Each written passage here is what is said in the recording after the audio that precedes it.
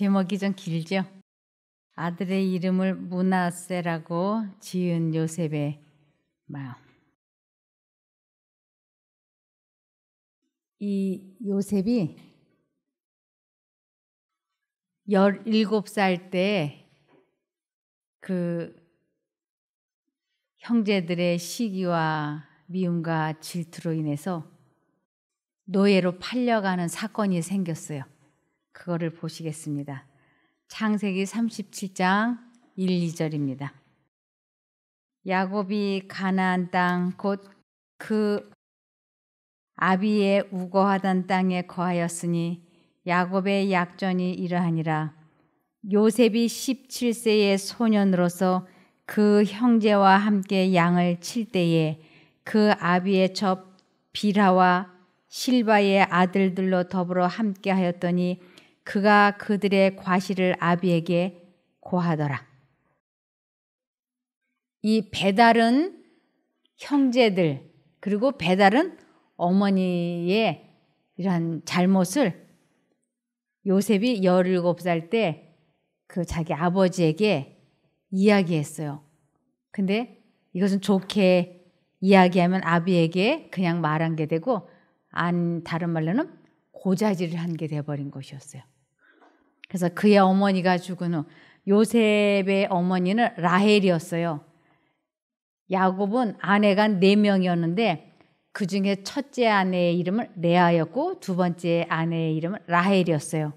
근데 야곱은 이 둘째 아내 라헬을 가장 사랑했고 그 라헬이 불임이었다가 그 라헬이 불임이 고쳐져서 두 아들을 낳았는데 첫 번째 아들이 요셉, 두 번째가 베냐민이었어요. 그래서 이제 그의 어머니가 죽은 후에 그의 애정은 아버지에게 더욱 밀착되었고 야곱의 마음도 그의 노령에 이 아이에게 집중되었다. 그는 여러 아들보다 요셉을 깊이 사랑하였다. 그러나 이러한 애정이 걱정과 슬픔의 원인이 되었다. 어리석게도 야곱은 요셉에게 편애를 나타냈고 이것이 그의 다른 아들들의 질투심을 자극하였다. 요셉이 형제들의 악한 행동을 목격했을 때에 그는 매우 괴로워하면서 용기를 내어 부드러운 말로 그들을 충고하였으나 더욱 그들의 증오와 원한을 살 뿐이었다. 그는 그들이 하나님께 범죄하는 것을 보고 견딜 수 없어서 그의 아버지의 권위로 그들을 괘씸시키고자 하여 그 문제를 아버지에게 알렸다. 야곱은 가혹하게 하거나 엄격하게 함으로써 그들의 분노를 격발시키는 일을 조심스럽게 피했다. 그는 깊은 애정을 가지고 자녀들에 대한 자기의 염려를 말해주고 그들에게 자기의 백발을 존중하여 자기의 이름을 욕되게 하지 않도록 애원하였으며 무엇보다도 하나님의 법을 무시함으로 그분을 욕되게 하지 않도록 그들에게 간청하였다. 그들의 악행이 알려진 것을 부끄럽게 여긴 야곱의 아들들은 회개하는 것처럼 보였다. 그러나 그들은 그들의 진정한 감정을 감추었을 뿐이었다. 실제로는 이 같은 폭로로 인하여 그들의 감정은 더욱 날카롭게 되었다.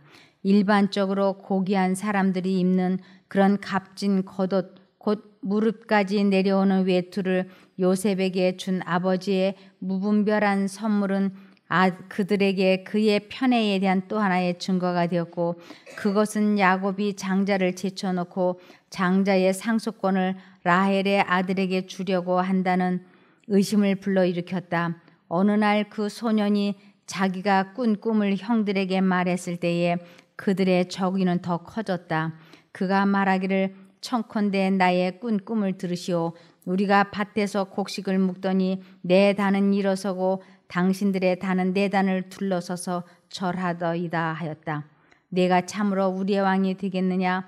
참으로 우리를 다스리겠느냐? 하고 그의 형제들은 질투에 찬 분노로 소리질렀다. 야곱이 자기가 사랑했던 라헬의 첫아들 요셉을 사랑했고 더군다나 이제 요셉이 그 어머니를 사별하게 되자 그를 불쌍히 여기는 마음에 그에게 지금으로 말하면 아주 귀족들이 입는 고급 색깔이 잘 조화가 된 외투를 이 아들에게 입혔어요. 그러니까 이 10명의 이복 형들이 아주 그 마음에 시기 질투로 부글부글 했는데다가 또 자기들의 잘못을 아버지에게 또 이르고 그 아버지가 야단하고 그래서 이제 미운 마음이 잔뜩 들었는데 거기에다가 또 이제 꿈을 꿨다 그러면서 상징적으로 여러분이 나한테 절하고 나는 절 받는 사람이다. 이런 식의 꿈을 꿨다고 하니까 아주 더더욱이나 이제 분노로 마음이 불편했습니다. 사람이 가장 다스리기 어려운 감정이 투기심, 질투심이라고 성경에는 나와 있습니다. 잠언 27장 4절입니다. 부는 잔인하고 노는 창수 같거니와 투기 앞에야 누가 서려. 그래서 이 질투심은 특별히 하나님과 연합했을 때에만 다스려지는 감정이지 그렇지 않고서는 이 투기심대로 행동을 하게 된다고 하는 것입니다. 그래서 창세기 37장 5절을 보시면 요셉이 꿈을 꾸고 자기 형들에게 고하며 그들이 그를 더욱 미워하였더라. 그래서 이제 이 마음에 미움과 증오심이 가득하게 되면 이것이 여러 사람과 이렇게 결탁을 하게 되면 사람 하나 죽이는 것은 간단한 일이에요. 그래서 창세기 37장 26절을 보시면 유다가 자기 형제에게 이르되 우리가 우리 동생을 죽이고 그의 피를 은닉한들 무엇이 유익할까? 자, 그를 이스마엘 사람에게 팔고 우리 손을 그에게 대지 말자. 그는 우리의 동생이요 우리의 골육이니라. 하매 형제들이 청종하였더라. 때에 미디안 사람 상고들이 지나는지라. 그들이 요셉을 구덩이에서 끌어올리고 은 20개의 그를 이스마엘 사람들에게 팔매 그 상고들이 요셉을 데리고 애굽으로 갔더라. 이 10명의 형들이 양을 치고 있는 곳에 요셉이 아버지 심부름으로 찾아갔어요. 그랬더니 이 10명의 형들이 요셉을 죽이자. 그랬더니 다른 사람이 죽이지 말고 우리 노예로 팔아버리자. 그래서 은 20개의 이 요셉을 팔아버린 거예요. 그럴 때 아주 자기 집에서 고임을 받고 아버지의 사랑을 듬뿍 받으면서 아주 사랑스럽게 자라난 이 요셉은 형들 하나하나를 붙잡고 애원을 했어요. 내가 형 말 잘 들을 테니까 나를 저 사람들에게 노예로 팔지 말아달라고, 살려달라고 한 사람 한 사람을 붙잡고 다 애걸을 했지만 다 거절했어요. 그래서 결국 노예로 팔려갔어요. 그래서 요셉은 그를 산 사람들과 함께 애굽으로 가고 있었다. 대상이 가나안 국경을 향하여 남쪽으로 여행할 때에 소녀는 멀리 아버지의 장막 주위에 있는 산들을 분별할 수 있었다. 그는 외로움과 고민 중에 있을 그의 사랑하는 아버지를 생각하고 통곡하였다. 다시 도단에서 일어났던 광경이 그의 앞에 떠올랐다. 그는 성난 형제들을 보았고 그를 향한 그들의 사나운 눈초리를 느꼈다. 그가 몸부림치며 애걸할 때 그를 향해 쏘는 듯한 모욕적인 말들이 그의 귀에 쟁쟁하게 울렸다. 떨리는 마음으로 그는 장래를 내다보았다. 귀엽게 고이 자란 아들이 멸시받고 의지할 데 없는 노예가 되다니 얼마나 큰 환경의 변화인가. 친구도 없는 외로운 몸, 그가 가고 있는 낯선 땅에서 그의 운명은 어떻게 될 것인가.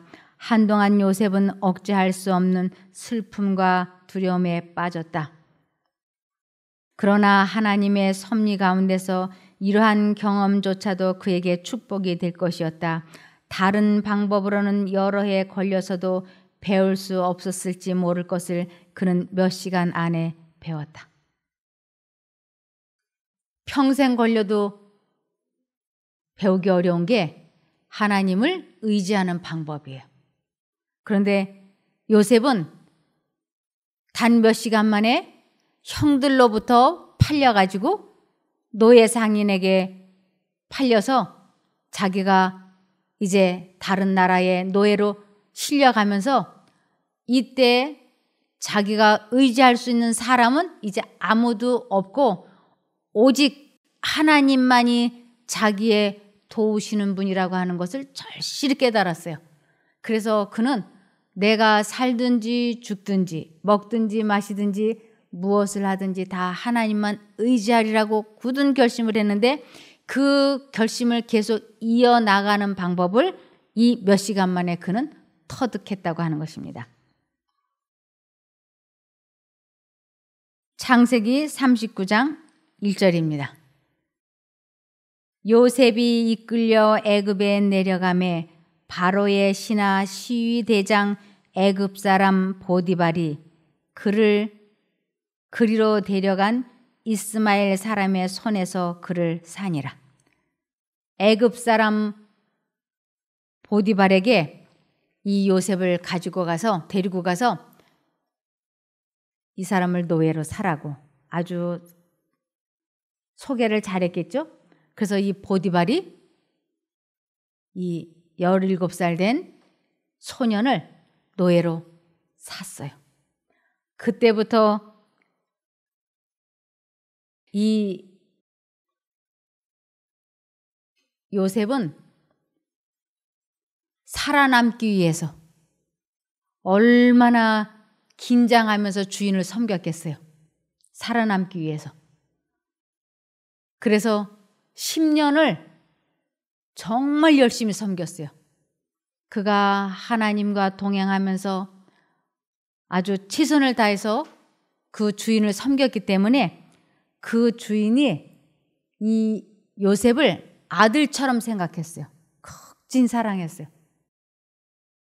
그런데 이 보디발의 아내가 이 26, 27살 된 이 준수하게 잘생기고 진실한 요셉을 사랑하게 됐어요. 그래서 유혹을 하게 됐던 것입니다. 어떻게 했느냐 하면 창세기 39장 7절에서 23절입니다. 그 후에 그 주인의 처가 요셉에게 눈짓하다가 동침하기를 청하니 요셉이 거절하며 자기 주인의 처에게 이르되 나의 주인이 가중 제반 소유를 간섭지 아니하고 다 내 손에 위임하였으니 이 집에는 나보다 큰 이가 없으며 주인이 아무것도 내게 금하지 아니하였어도 금한 것은 당신뿐이니 당신은 자기 아내임이라. 그런즉 내가 어찌 이 큰 악을 행하여 하나님께 득죄하리까. 자기의 주인이잖아요. 여자가. 상관의 여인이 동침을 하자고 유혹을 하면 100이면 100 거절하기 어려웠을 거예요. 만일 거절을 하게 되면 목숨을 내놔야 되고 만일 그 청에 응하게 되면 그때부터 은밀한 재미를 보게 되고 그 여자의 총애를 받게 되고 그러면서 살게 되겠죠. 그런데 이 여자가 아주 끈질기게 지속적으로 유혹을 하는 것이에요. 그러다가 어느 날 나를 잡았어요. 이 여자가. 집안의 모든 사람이란 사람은 다 바깥에 일을 시키고 내보내고 오로지 요셉과 자기만 있게 된 것이에요. 그리고는 요셉을 침실로 불러서 동침하자 그러니까 요셉이 나는 그럴 수 없다. 그러니까 이 요셉의 옷자락을 붙잡고 늘어주니까 요셉이 그 옷을 안 놔주니까 요셉이 그 옷이 벗겨진 채로 도망을 갔어요. 사람이 자기의 목적이 이루어지지 않으니까 이 여자가 자기 남편 보디발이 왔을 때 당신이 사가지고 온 이 노예가 나를 강간하려고 들어왔다가 내가 소리를 지르니까 이 옷을 벗어놓고 못 챙겨갖고 도망을 갔다. 이래가지고 이 요셉을 죽이라 그랬어요. 그런데 하나님의 은혜가 이것이 사실이면 절대로 살아남을 수가 없거든요. 노예가 안주인을 강간하려고 했기 때문에. 근데 이 보디발이 요셉을 죽이지 못하도록 하나님께서 그의 마음을 막으셔서 요셉이 그 지금으로 말하면 지하 감옥, 보디발의 지하 감옥에다 이 요셉을 가두었어요.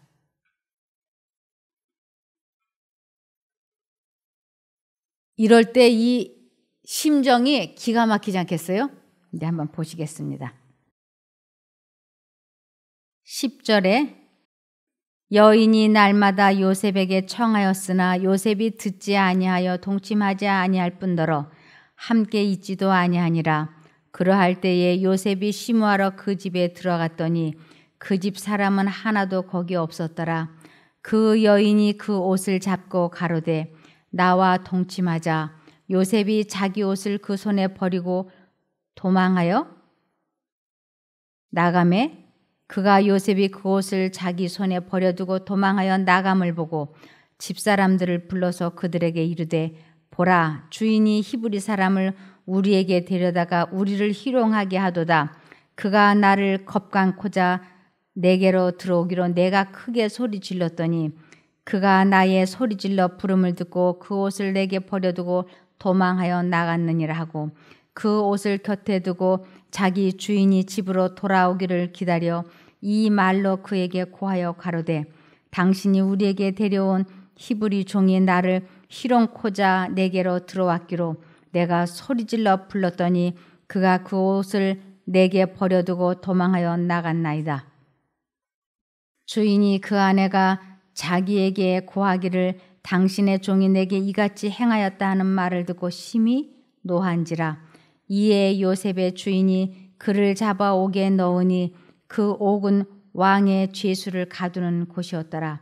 요셉이 옥에 갇혔으나 여호와께서 요셉과 함께 하시고 그에게 인자를 더하사 전옥에게 은혜를 입게 하심에 전옥이 옥중 죄수를 다 요셉의 손에 맡김으로 그 재반 사물을 요셉이 처리하고 전옥은 그의 손에 맡긴 것을 무엇이든지 돌아보지 아니하였으니 이는 여호와께서 요셉과 함께 하심이라. 여호와께서 그의 범사에 형통케 하셨더라. 요셉은 자기가 그 형들에게 팔려서 노예가 됐고 노예가 되어서 살아남기 위해서 최선을 다해서 주인을 섬겼는데 이렇게 억울한 누명을 쓰고 감옥에 들어갔기 때문에 이것이 너무 억울하고 분한 거예요. 그러나 그는 자기가 죄를 정말로 지어서 감옥에 온 것이 아니었기 때문에 그의 마음은 더할 수 없이 편안했어요. 그것을 여호와께서 요셉과 함께 하시고 또 여호와께서 요셉과 함께 하심이라 여호와께서 그의 범사에 형통케 하셨다. 그래서 사람의 눈으로 보기에는 요셉은 아주 파란만장한 생애를 하고 요즘 말로는 재수가 없어도 너무 없는 사람이에요.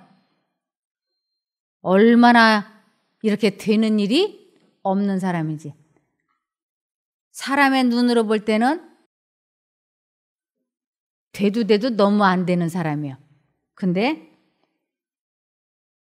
그가 이렇게 했습니다. 시편 62편 8절. 백성들아 시시로 저를 의지하고, 이거는 언제나 항상 이런 뜻이에요. 그 앞에 마음을 토하라. 하나님은 우리의 피난처시로다. 요셉은 그의 마음속에 형들에 대한 분노가 치밀어 오르고 자기에게 억울한 누명을 씌운 그 안주인이 증오스럽게 느껴지고 미울 때마다 그의 마음을 솔직하게 하나님 앞에 털어놓는 것이었어요. 그러면서 그 생각이 떠오를 때마다, 자기를 괴롭힐 때마다 하나님께 피하고 또 피하곤 했던 것입니다. 그래서 그의 마음속에는 시편 51편 3절에 대저 나는 내 죄가를 아오니 내 죄가 항상 내 앞에 있나이다. 이 죄가 뭐냐면 자기가 억울하게 이렇게 당하는 거, 미움, 분노, 이것이 사단의 생각인 거예요. 그 죄가 이 사람 마음을 언제나 밤낮 없이 머릿속에 그 생각이 떠오르는 것이, 그 몹쓸 형들, 그리고 파렴치한 주인 여자, 그리고 자기가 옥에 갇혀서 당하는 이 어려움이 분하고 억울한 생각을 계속 마음속에 떠오르게 했고, 그는 이것과의 매 순간마다 전쟁인 거예요. 시편 16편 8절에 보면 내가 여호와를 항상 내 앞에 모심이요 그가 내 우편에 계심으로 내가 요동치 아니하리로다. 언제나 하나님을 자기 우편, 하나님을 늘 의지함으로 인해서 요동하지 않았다는 것은 이 마음을 지켰다, 마음을 다스렸다 하는 것이었어요. 그래서 사단이 넣어주는 미움, 증오, 이것을 마음속에 생각할 것인가, 하나님을 선택할 것인가. 그는 늘 사단이 넣어주는 그 악한 생각에서 벗어나기 위하여 몸부림을 치면서 하나님 나를 도와달라고 시시때때로 주님을 의지하고 그 마음을 하나님 앞에 토해서 하나님께로 피하는 생애를 그가 살게 되었습니다. 그래서 사람의 눈으로는 다 정말 안 돼도 이렇게 안 될 수가 있을까? 그런 그가 하나님께서 먼저 그의 나라를 구하면 그 모든 걸 더해 주시겠다고 하신 약속, 하나님을 언제나 의지하고 선택하면 하나님께서 함께 해 주심으로 범사에 형통케 해 주시겠다고 하는 약속을 요셉에게 지키셨어요. 그래서 그가 17살에 노예로 팔려가 가지고 그가 30살이 되었을 때 13년 만에 그는 애굽 나라의 국무총리가 되었어요. 그래서 창세기 41장 46절에서 52절을 보시겠습니다. 요셉이 애굽 왕 바로 앞에 설 때에 30세라. 요셉이 바로 왕 애굽 앞에 섰다고 하는 것은 그에게 등용된 거, 이제 국무총리가 된 것이 30세라. 그가 바로 앞을 떠나 애굽 온 땅을 순찰하니 7해 풍년에 토지 소출이 심히 많은지라. 요셉이 애굽 땅에 있는 그 7년 곡물을 거두어 각 성에 저축하되 각 성 주위의 밭에 곡물을 그 성중에 저장하매 저장한 곡식이 바다 모래같이 심히 많아 세기를 그쳤으니 그 수가 한이 없음이었더라. 7년 동안 그 애굽에 풍년이 들었어요. 30살 때 그가 총리가 되었습니다. 50절 흉년이 들기 전에 요셉에게 두 아들을 낳되 곧 온 제사장 보디베라의 딸 아스낫이 그에게 낳은지라. 30살에서 37살 그 사이에 그가 30살에 총리가 되고 결혼을 하고, 결혼도 그 나라의 최고의 명문가 집안의 딸과 했어요.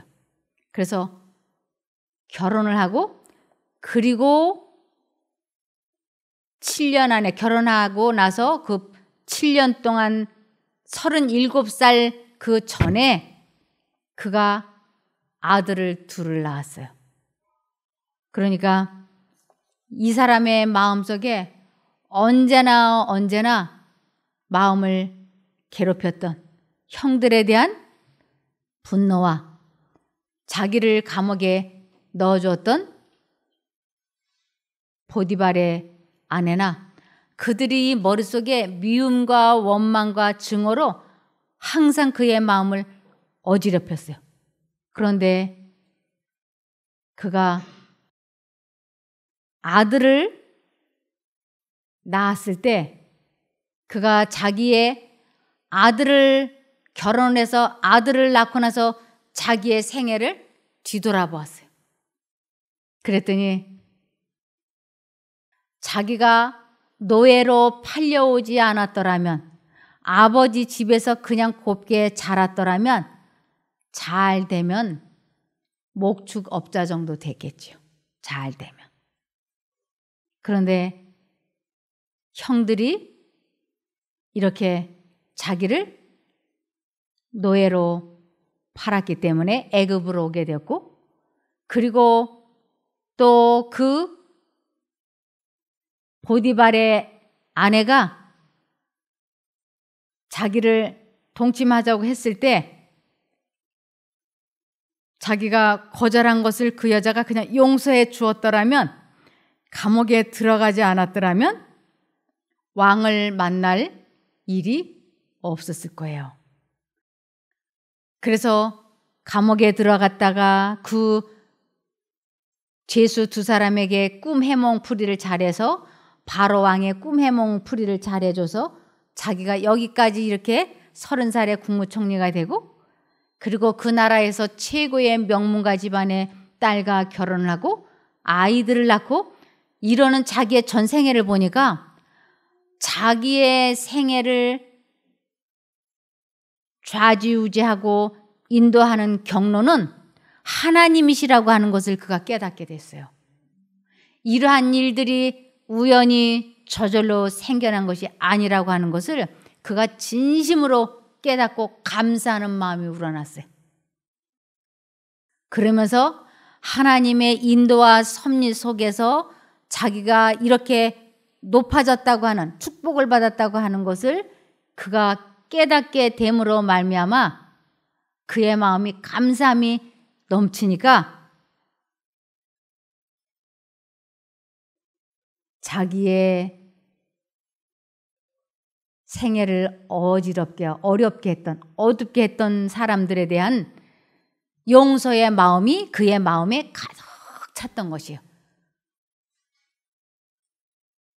여호와는 나의 목자시니 내게 부족함이 없으리로다. 그러면서 나의 잔이 넘치나이다 라고 그가 하나님께 감사 찬송을 하게 됐던 것이에요. 그래서 자기를 어렵게 했던 그 사람들에 대한 감정, 미움이 자기 마음속에서 비로소 사라졌어요. 그래서 그 아들의 이름을 므낫세라고 지었어요. 이 므낫세라고 하는 그 뜻이 잊어버리다라는 뜻이에요. 이 아들을 낳고 보니까 이 모든 것이 다 하나님의 축복하심이었고 은혜였다고 하는 것을 알게 되니까 형들이 자기를 팔아준 것도 감사하고 자기를 감옥에 들어가게 해줬던 그 여자도 감사하고 모든 것이 감사함으로 이제는 모든 자기를 어렵게 한 사람들에 대한 미운 마음이 눈 녹듯이 사라지고 오로지 감사한 마음이 가득해졌는데 그때가 바로 이 아들을 낳을 때였어요.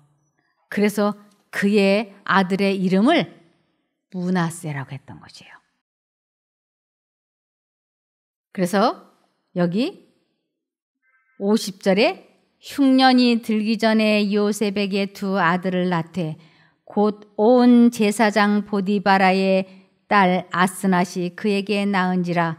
요셉이 그 장자의 이름을 므낫세라 하였으니 하나님이 나로 나의 모든 고난과 나의 아비의 온 집 일을 잊어버리게 하셨다 하며, 나의 모든 고난과 나의 아비의 온 집 이게 그 자기를 어렵게 했다고 언제나 마음속에 형들에 대한 분노, 미움, 보디발의 아내에 대한 증오심이 가득했었는데 그 일을 잊어버리게 하셨다고.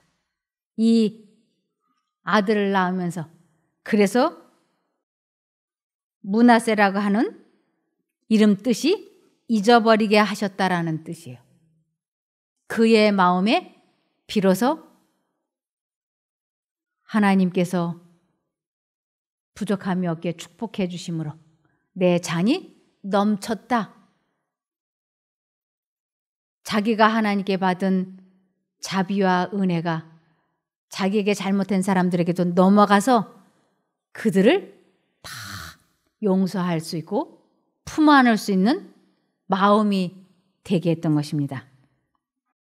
그래서 52절에는 차자의 이름을 에브라임이라 하였으니 하나님이 나로 나의 수고한 땅에서 창성하게 하셨다 함이었더라.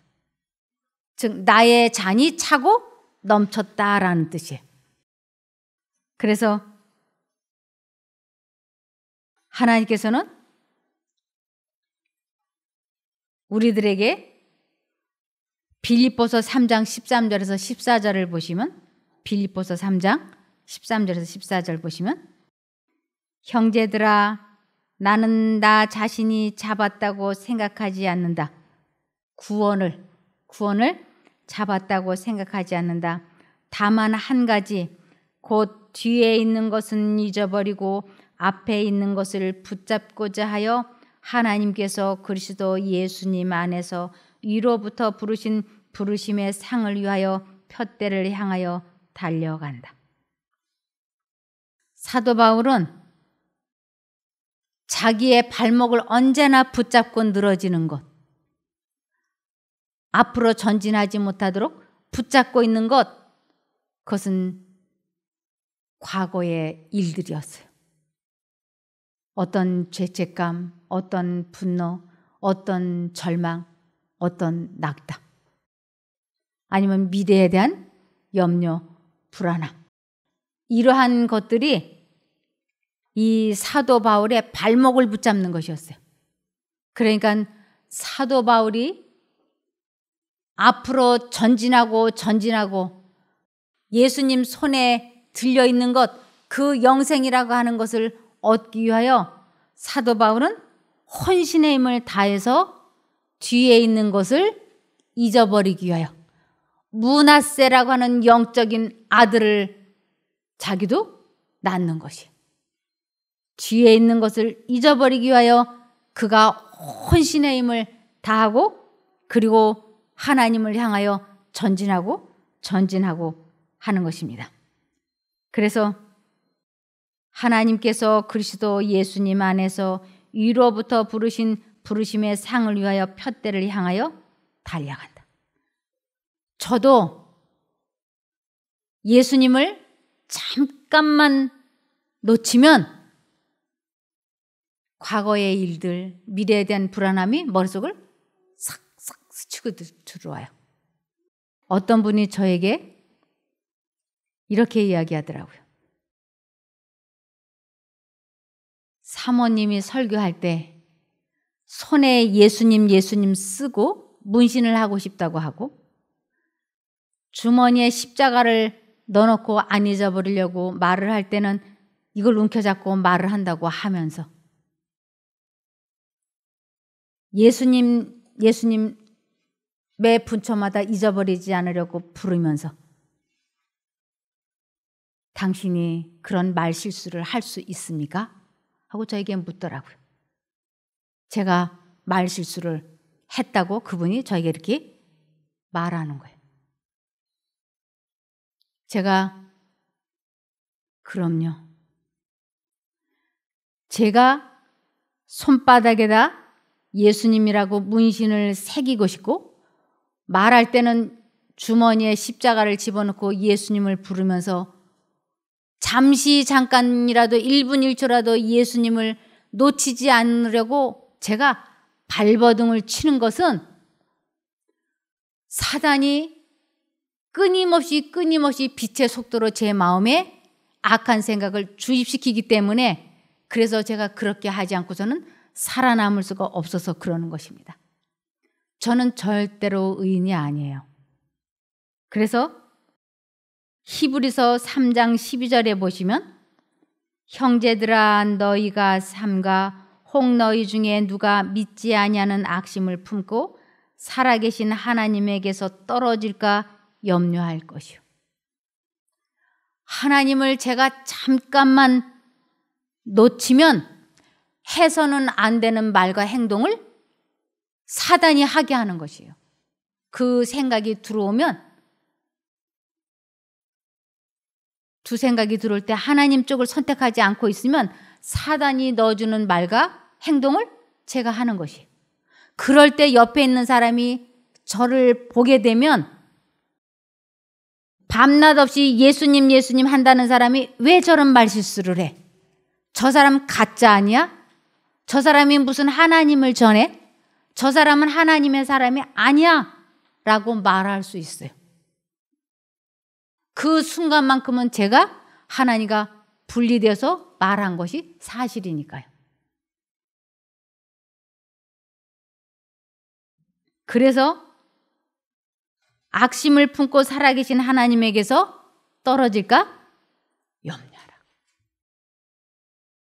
제가 안 그렇게 되려고 발버둥을 치는 것은 사단이 제 마음속에 넣어주는 생각에 하나님 잊어버리지 않으려고 발버둥을 치는 것입니다. 그래서 고린도전서 9장 27절 내가 내 몸을 쳐 복종하게 함은 내가 남에게 전파한 후에 자기가 도리어 버림이 될까 두려워함이로라. 사도 바울이 이 말을 했어요. 저도 마찬가지.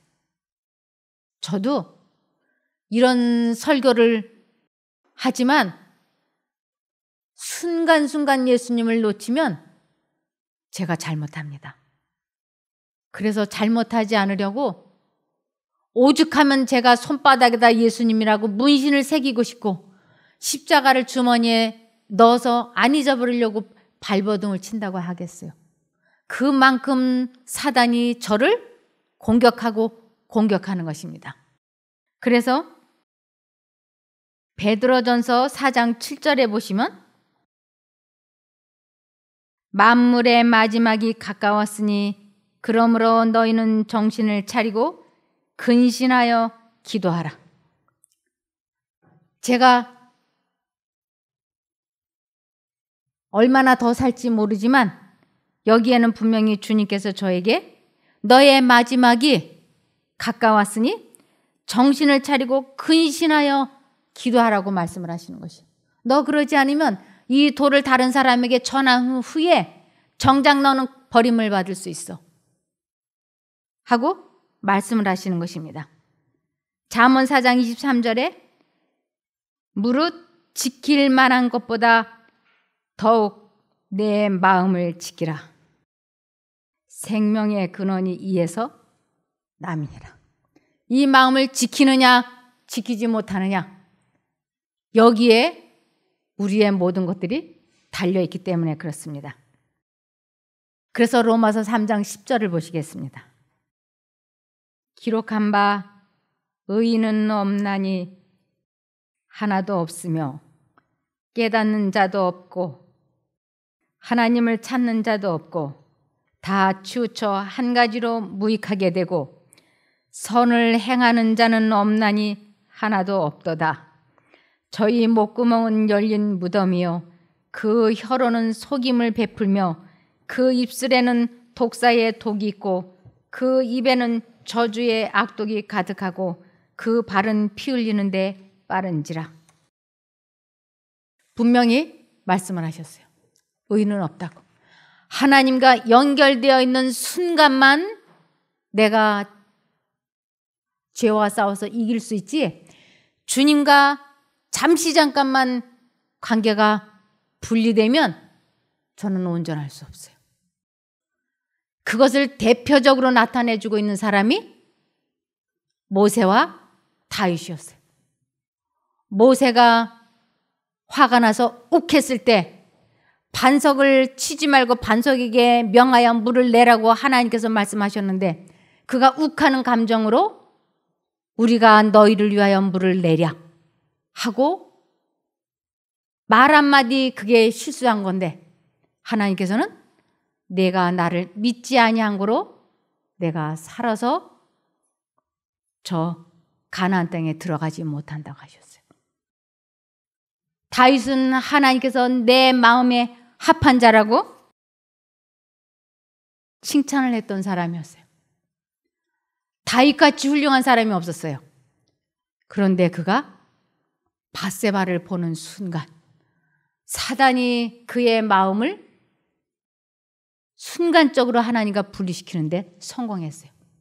그래서 다윗이 1년 동안 하나님과 분리된 생애를 살았어요. 나단이 찾아와서 그를 하나님께서 회개시키라고 심부름을 보내셨을 때야 다윗이 회개함으로 하나님과 다시 마음이 합한 자가 되었어요. 그러나 그 후에도 또 다시 사단이 다윗의 마음에 인구수를 세고 싶어하는 교만한 마음을 주입을 시켰을 때 다시 또다시 하나님과 분리되는 경험을 하게 됐어요. 그래서 이 세상 사람 누구도 내가 완전하다 의롭다라고 말할 수 없어요. 아무도 근신하여 깨어 기도하지 아니하면 해서는 안 되는 말과 행동을 할 수밖에 없는 것입니다. 그래서 하나님께서는 그대는 스스로의 멸망을 초래하게 될 습관을 형성하는 생각의 흐름을 다스리는 일에 있어서 주의를 기울여야 한다. 그대가 마땅히 두려워해야 할 인물들의 길을 주목해보고 그 후에 그들이 걸어간 방향으로 첫 발걸음을 내딛는 일을 조심하라. 이 성경 말씀을 자세히 읽어보고 어떻게 하나님과 동행하던 사람들이 순간적으로 실수를 하는지를 잘 배워서 우리도 그러한 실수를 하지 않게 하라고 말씀을 하시는 것입니다. 그래서 우리는 사람을 의지하거나 사람을 믿어서는 안 돼요. 왜냐하면 그들이 하나님과 연합해 있을 동안에는 의인일 수 있고 그들이 하나님과 분리되어 있을 지에는 악인이 될 수 있기 때문에 사람을 믿지 마시고 언제나 이 성경 말씀을 내가 연구하고 하나님께서 말씀해 주신 것을 깨닫도록 도와달라고 하면서 이 말씀이 하나님께서 내게 직접 해주신 말씀이라고 믿고 따르면 하나님께서 우리를 하늘까지 이끌어 주실 것입니다. 우리 모두 그렇게 되기를 바라며 말씀을 마치겠습니다. 기도할까요? 하늘에 계신 아버지 하나님, 저희들에게 하나님의 도우심이 절대적으로 필요합니다. 잠깐만 하나님을 놓쳐도 너무 마음이 아프고 괴롭습니다. 저희들 연약하오니 하나님 넘어지지 않게 붙잡아 주시고, 하나님을 잊어버리고 있을 때 하나님의 이름이 생각나게 도와주시기를 예수님 이름으로 기도합니다. 아멘. 아멘.